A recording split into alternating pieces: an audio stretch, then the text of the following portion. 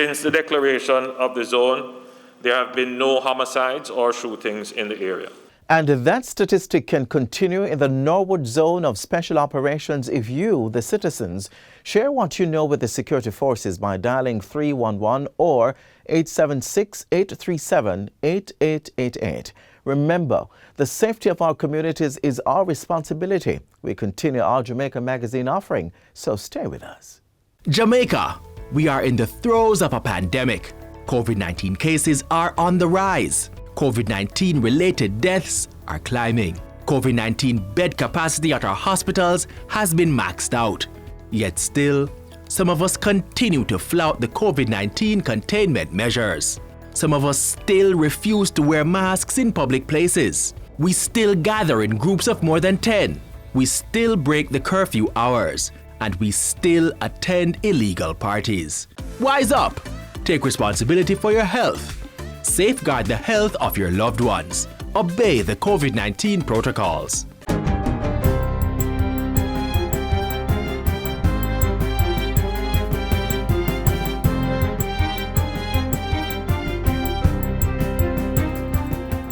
Good day, I'm Stephen McHugh, and this is your JIS News for Monday, July 5, 2021. The Office of Disaster Preparedness and Emergency Management, ODPEM, is currently assessing the damage caused to the country by Tropical Storm Elsa. Acting Director General of ODPEM, Richard Thompson, says the all-clear directive has been issued to the nation's disaster and emergency response agencies to commence recovery and assessment efforts. Mr. Thompson says so far reports suggest that there was no major damage to the island's infrastructure, adding that all major pathways have been cleared for vehicular access. We would have had impact in terms of the Grand Spend area, having some challenges, Seaport out in St. Thomas, Yalas out in St. Thomas, and 9 to 11 miles School Bay normally give some problems whenever time we have rainfall events. We would have had Marcus Garvey Drive in Kingston, Watson Park Road, sections of Trafalgar Road, sections of Newsland. The 3 Mile area had some flooding, and a road close to the top of the intersection with Hagley Park and Maxfield in Arbitrary. So those roads would have been, the water would have subsided immediately after the rain would have stopped, but assessment still would have to be done. He says later this week, ODPEM will provide a detailed report collated from all agencies on the damage from Tropical Storm Elsa. In the meantime, Communications and Customer Services Manager at the National Works Agency, Stephen Shaw, says early assessments suggest that most of the flooding this weekend was due to the sheer volume of water rather than drainage capacity in some areas. In an interview with JIS News this morning, Mr. Shaw revealed that the worst affected parishes were Kingston and St. Andrew, St. Thomas, St. Catherine and Clarendon. The issues really were in relation to flooding in the main. And based on our early assessment of the contribution to the flooding, it would have been one, the sheer volume of water versus the capacity of some of the drainage features, and importantly, the amount of garbage that came down with the water in some of the areas, causing some of the drains, the inlets, the gratings and so on to be blocked, resulting in water not flowing in the drains but on roads and causing some difficulties for persons. He says cleaning and clearing activities, which started on Sunday, continued today and will go into tomorrow if necessary. In other news, 4 new fire stations will be up and operational by the end of this year. The new stations will be in Montego Bay, Port Maria, Yalas and Old Harbour. Minister of Local Government and Rural Development, Desmond McKenzie, gave the update on Friday as he toured the Port Maria Fire Station. I want to emphasize that although the project is running behind time, it is still running within the prescribed budget that was agreed on, and that is something that is commendable. Government has launched its Green Bond Listing Pilot Project. It's intended to assess how debt capital markets can be used as a source of funding for climate resilience and low-carbon activities on the island. Backed by the Green Climate Fund, the Caribbean Green Bond Listing on the Jamaica Stock Exchange project will support initiatives in the areas of energy efficiency, clean transportation, pollution prevention, forestry protection, and clean water. The pilot was launched on June 23 by the Ministry of Environment and Climate Change and the Jamaica Stock Exchange. The launch of this project represents a tangible step towards securing a better, greener future for our people by using the debt capital market as a source of financing for climate resilience and low carbon development in Jamaica. It will also signal to our developmental partners that Jamaica is committed to climate action. The pilot project will be assessed by the Green Climate Fund over a one-year period, after which the green bonds will be listed on the Jamaica Stock Exchange. Manufacturers have been given a 3-month extension to fully comply with stipulations under the third phase of the island's ban on single-use plastics. The final phase of the ban took effect on January 1 and applies to the importation, distribution, manufacture and use of commercial single-use plastic bags not exceeding 24 by 24 inches in size, as well as straws attached to beverage containers. Ahead of the implementation, Environment Minister Pernell Charles Jr. had given manufacturers until June 30 to transition their businesses due to the ongoing COVID-19 pandemic. But in Parliament Tuesday, Minister Charles revealed that the industry needed more time to make the necessary changes. While some private sector stakeholders have been able to make the necessary transitions, others have experienced challenges accessing a consistent supply of the alternatives due primarily to the disruptions in the global logistics supply chain as a result of the ongoing pandemic. In discussions with our partners in the private sector and further to the government's own assessment of the local market, it was deemed prudent to defer regulatory action with respect to the measures. And finally, Jamaica's tourism reach has been boosted with the launch of an inaugural flight from Curaçao International Airport to the Norman Manley International Airport. The new service from Jet Air Caribbean will offer direct round-trip flights every Thursday, scheduled to depart at 2:55 p.m. and arrive at 3:55 p.m.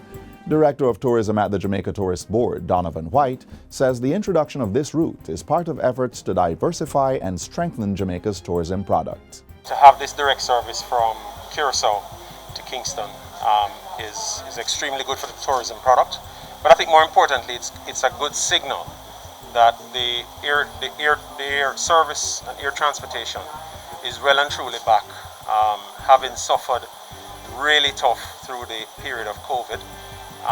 And so we're happy to be standing here today in the Norman Manley International Airport in Kingston, welcoming new service. He asserts that even as the JTB works to strengthen Jamaica's tourism industry, it also continues to promote strict adherence to the disaster risk management orders and the COVID-19 safety protocols. The inaugural flight from Curaçao transported 28 passengers to Kingston. And that's it for JIS News Today. I'm Stephen McHugh. Thanks for watching.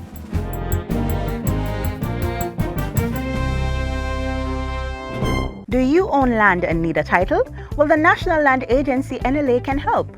Through the systematic land registration process, the NLA will assist residents to get titles in declared project areas across Jamaica.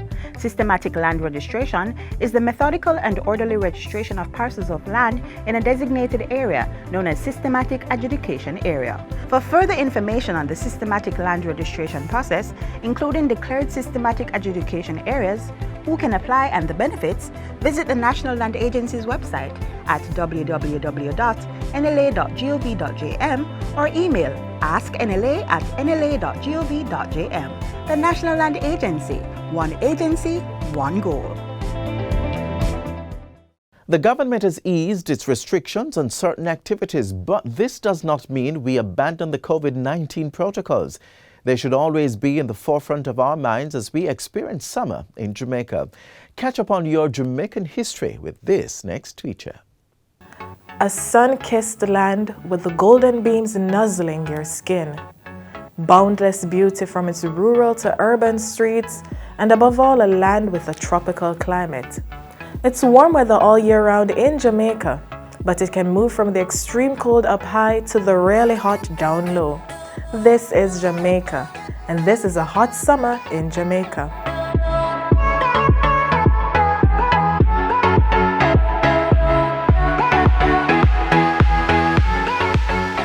June 22, 2019 saw the extreme maximum temperature being broken in Kingston, 39.1 degrees Celsius. Well, many will probably tell you that it's one of the hottest parishes in the island, and Port Royal in the parish could provide you with an even hotter but rich summer experience. Let's say this summer you want to pursue a little more than just sand and sea, and want a taste of the island's rich culture demonstrated through history. Then Port Royal offers a unique experience of Jamaica's yesterdays. 300 years ago, when we knew Port Royal, the city began its history as an island not connected to Jamaica.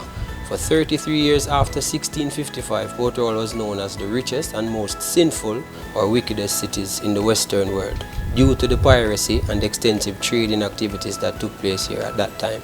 The typical temperature at Port Royal presently is very hot because it's in the summertime. However, despite the weather conditions, we have a lot of visitors coming here for swimming, fishing and recreational activities. On this historical summer walk, a distinctive structure cementing our history here at Port Royal that you'd be intrigued to learn about is this tilted building known famously as the Giddy House. The structure, formerly known today as the Giddy House, was actually constructed in 1888 and called the Royal Artillery Store.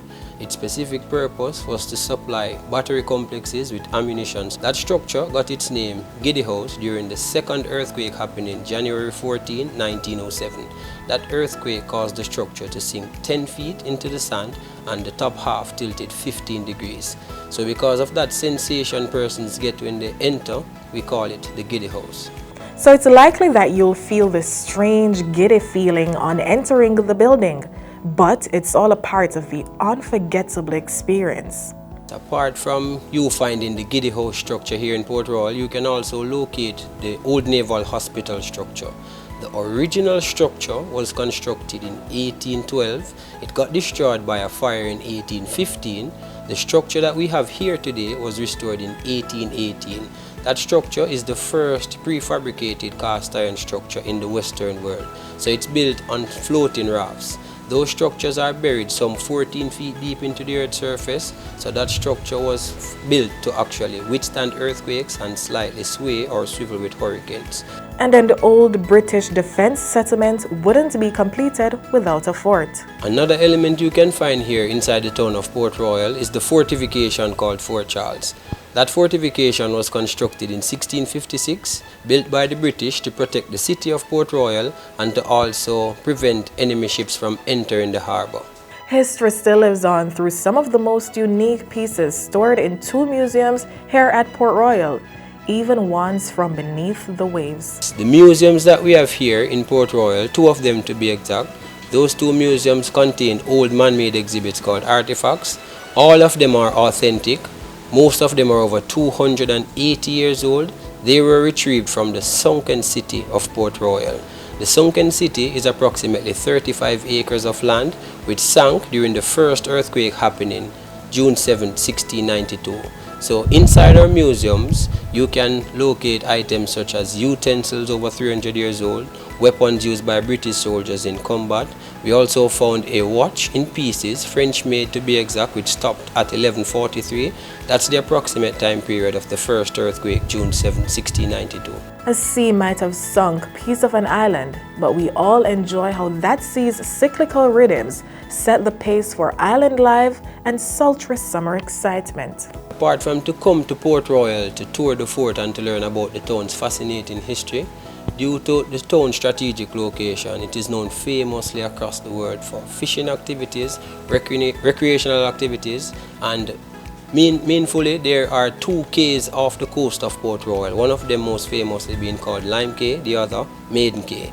You can get a 20-minute boat trip by taking a sea taxi or small canoe from the fishing village. Antiques 3 centuries ago labeled the city as sinful, but history's delicate hands in weaving Jamaica's culture has created a safe haven in Port Royal. Presently, Port Royal is considered as one of the safest areas in Jamaica.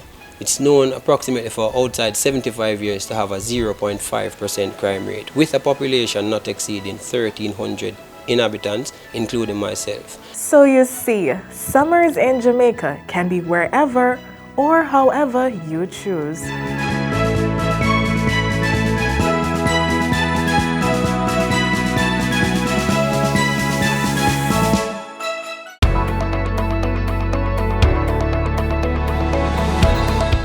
My name is Emile Leiber.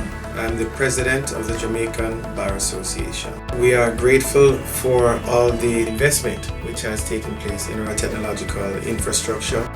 In order to fully appreciate the benefits of the technological improvements, I think one has to have an appreciation of how things were before.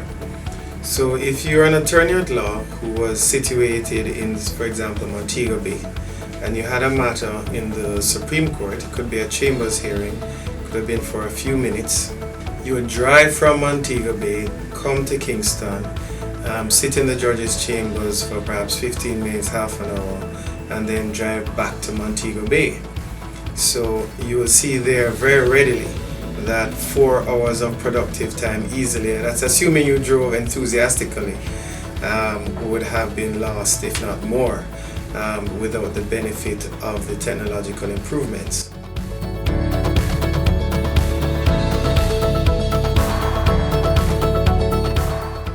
So we now truly have a system of justice which is accessible to practitioners throughout Jamaica as well as the individual litigants.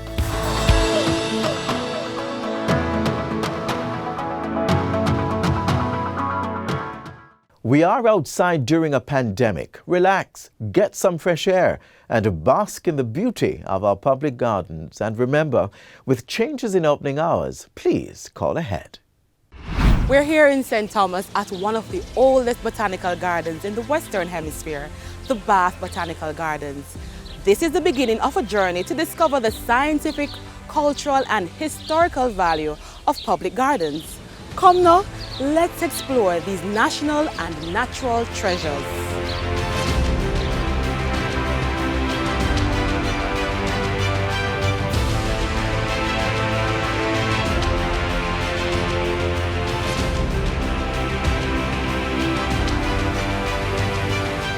So what differentiates a public garden from a regular place where flowers and trees grow?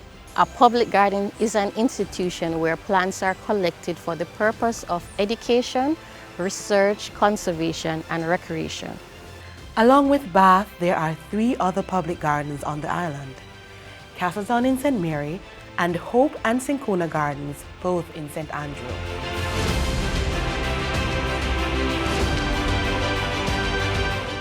The public can access these venues at no cost.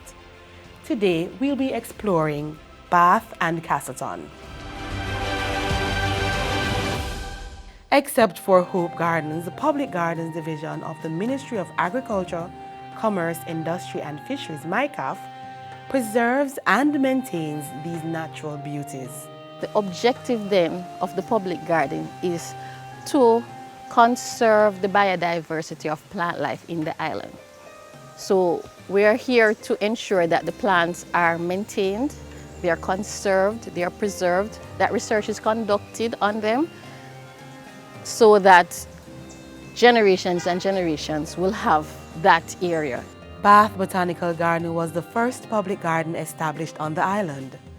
As a research site, imported plants were introduced here to assess how they would adapt to the tropical environment.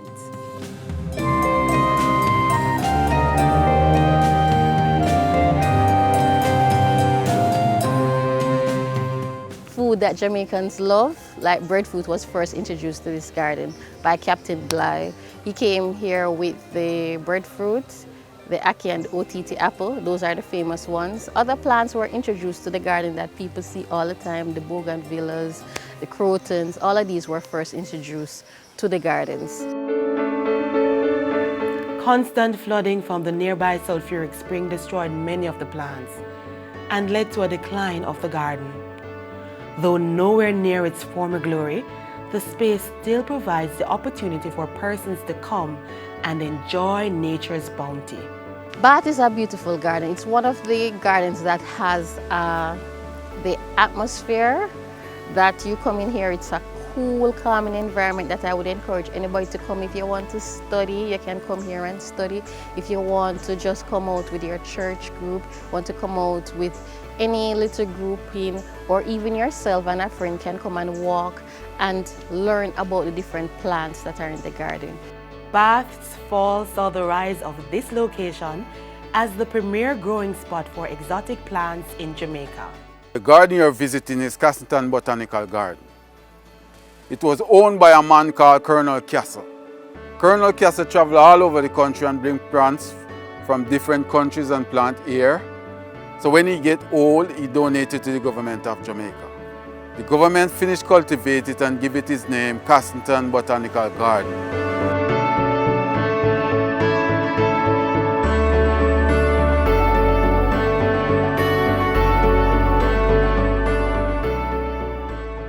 Growing here are many of the plants introduced on the island in the 19th and 20th century.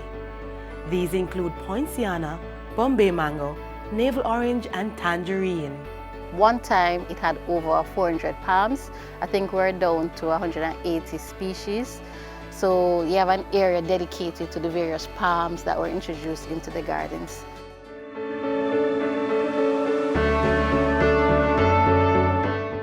You also have rare fruits like mangosteen, and they have another one, the red velvet apple, that you wouldn't find anywhere else. This is the Phoenix palm. When you knock it like this with a stone, it gives you sound. White gave you that sound because it's hollow inside. The more it grows old, the more it expands hollow.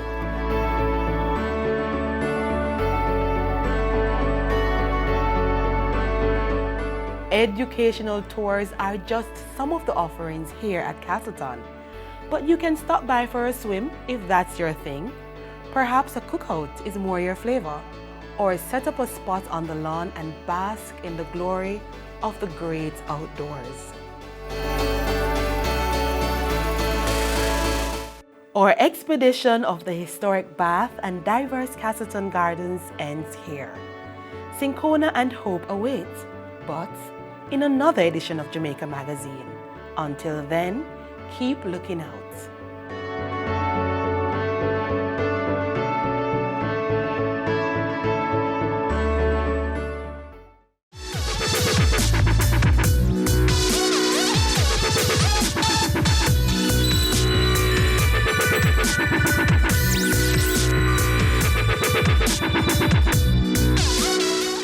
If you are in Kingston, this next spot could interest you. After getting your fresh produce at the Coronation Market, make your way through the busy and bustling streets of downtown Kingston to the edge of the 7th largest natural harbor in the world. What you'll find is an art haven of bright, beautiful, breathtaking murals. Welcome to the Arts Page. You're in for a visual treat.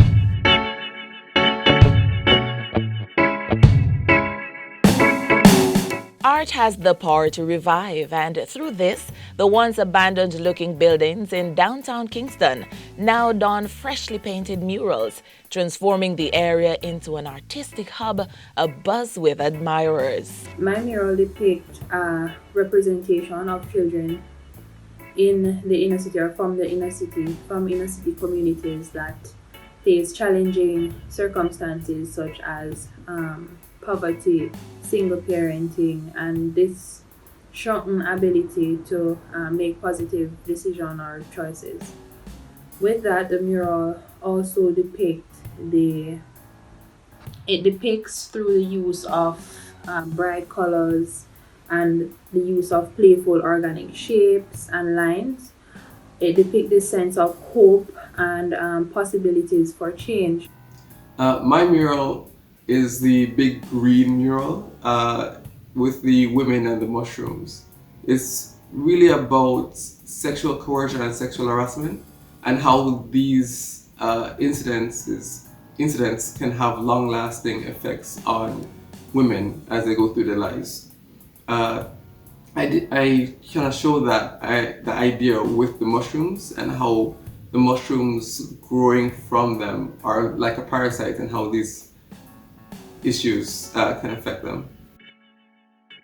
Ubuntu, I am because we are. This is what I chose to depict for my new mural for Water Lane, and it really just shows the contrast and complement of Jamaica and Africa. So this mural, I wanted to show the difference just between, I guess, our mindset of how we see ourselves and who we were really called to be. So it shows your man and woman, which is your king and your queen, and then also a woman with the baby at her breast, epitomizing just the strength of a woman, and with the basket on her head, a bucket or basket of water. So water is life, woman being the life giver.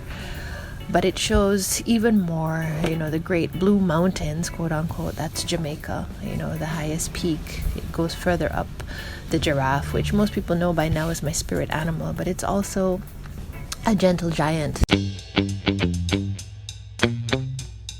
What we're trying to do is to remove that stigma and help us to see the beauty of downtown. Downtown Kingston is very, very special. It has a lot of assets through its heritage, its history. Transforming and rebranding downtown Kingston is the mission of Kingston Creative, a non-profit arts organization. We're founded in about 2017, and we're really centered around creative people. So our theory is that if you can empower the amount of creative people we have in Jamaica and enable them to succeed, they will then in turn employ people from their families, their communities, and together we'll get, growth in our creative economy. We'll have a healthy creative ecosystem. You can take a stroll down Water Lane to fully experience, grasp, and get lost in the stories on the wall. So we've partnered with the KSAC and with the Tourism Enhancement Fund and the Ministry of Culture, Gender, Entertainment and Sport. And we're developing this walkway that goes east-west. It connects our National Gallery on Orange Street, and then you walk along Water Lane and it connects you back with our museums that are on East Street. So it's a natural progression. We used to just walk up and down this lane as we're going on our art walk. And then we started talking to the owners and creating these murals. And now we have about 65 new murals in downtown that we've created since 2018. Artists and other creatives can also benefit from a creative hub and other initiatives. This includes the recently concluded Catapult program, an emergency grant for creatives. It allowed creatives to go on an artist residency for 2 months and they were paid $3,000 US. It allowed them to put their work online and they're paid $500 US. It really was a process of giving creatives grants so they could continue creating during the pandemic. We reached over 1,210 creatives in 26 different countries across the region with this partnership with the American Friends of Jamaica. It was our biggest grant to date. We've just signed a $1.295 million US partnership with the IDB. This is a 3-year partnership to explore what happens at the intersection of creativity and technology. Kingston Creatives is also a new member of the Global Cultural Districts Network and is listed among others such as Paris, London, and Dubai. Thanks to the efforts and partnership of Kingston Creative, downtown Kingston is well on its way to become a vibrant art district and a space for people to really enjoy our rich culture.